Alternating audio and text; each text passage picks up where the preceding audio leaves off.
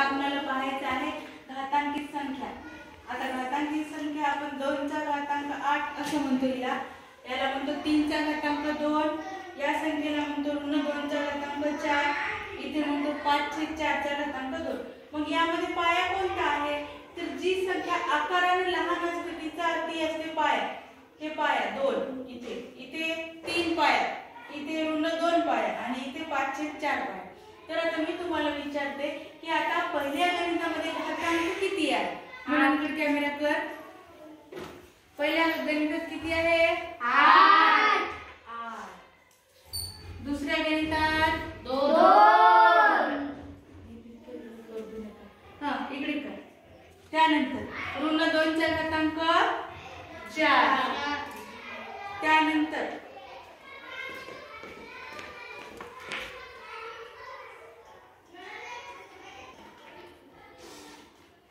यानंतर 5/4 चा घातांक 2, याचा घातांक इथं 2।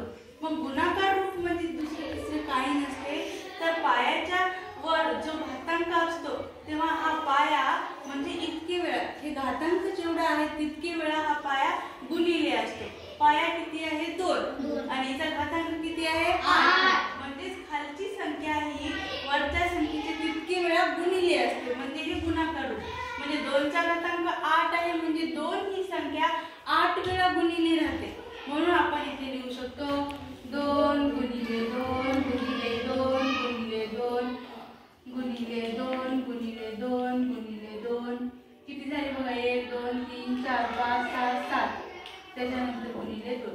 अशा प्रकारे आपण ते पूर्ण गुणाकार 8 वेळा झाले की नाही ती संख्या ती मोजून पाहायचं। कधी कधी आता इथे आहे 3 चा घातांक 2, याला 3 चा घातांक 2 आहे म्हणजे आपण याला काय म्हणतो 3 चा वर्ग सुद्धा म्हणतो।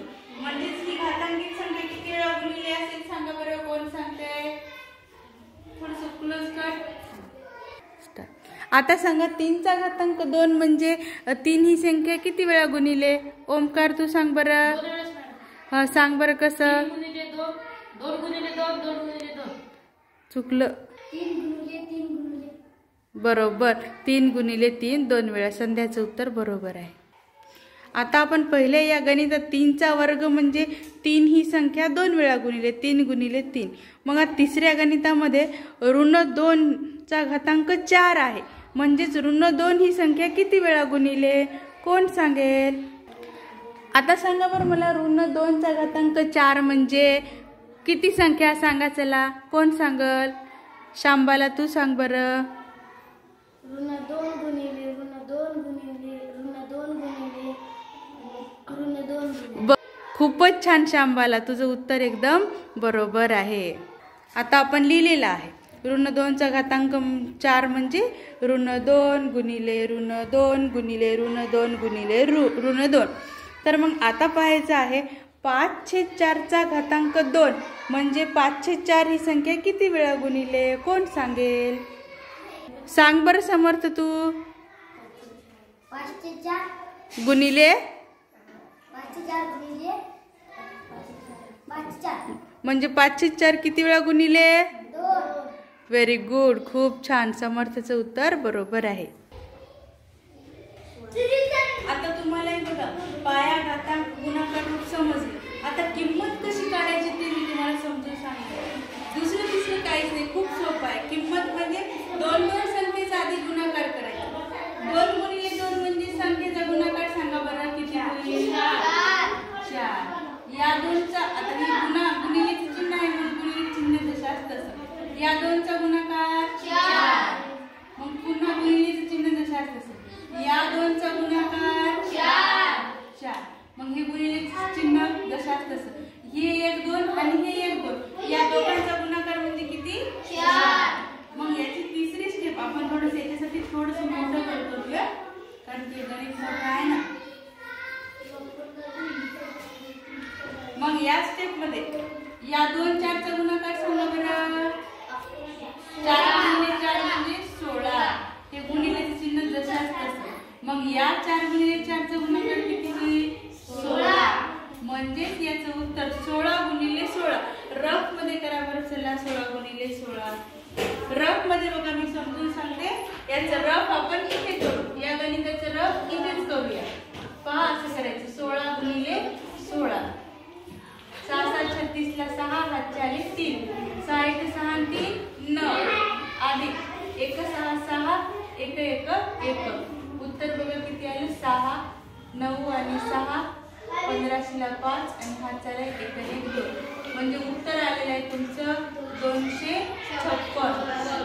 इथं किंमत इथे उत्तर 256 आलं म्हणजे तिथे किती लिहिणार आपण 256. समजलं ना मग तुम्हाला असं किंमत किती निघाली त्याची.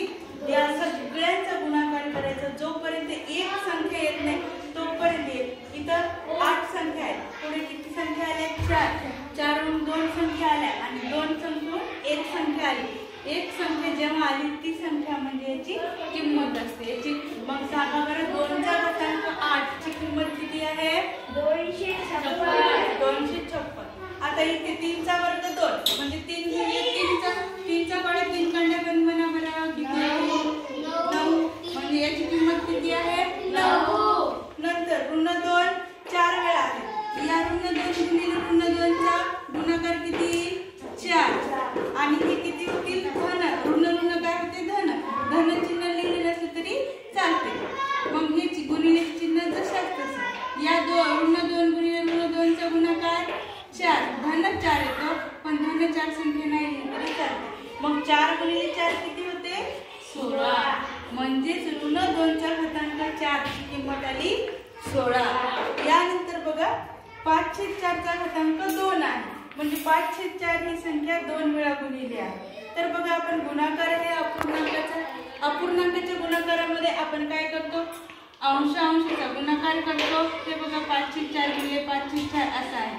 अपूर्णांकाचा गुणाकार आहे सरळ अंश अंशाचा गुणाकार करा 5 5 किती होतात 25. मी थोडंसं याचा पाठ मोठा करते 25 आणि 4 गुणिले 4 16 4 चौक 16 म्हणजेच याची किंमत किती आली पहा 25/16. समजलं मग तुम्हाला. घातांकी संख्या पाया घातांक गुणाकार रूप मध्ये फक्त गुणाकार रूप लिहायचं ही किंमत लिहायची नाही. मी इथे किंमत लिहिलेली आहे तरी थोडी पुसायची आणि ही किंमतच्या रकान्यात किंमत लिहायची. अशा प्रकारे आज आपण घातांकी संख्या तिचा पाया घातांक तिचं वाचन आणि किंमत कशी काढावी हे तुम्हाला मी समजून सांगितलेलं आहे. हे तुम्हाला भाग समजला का मग आता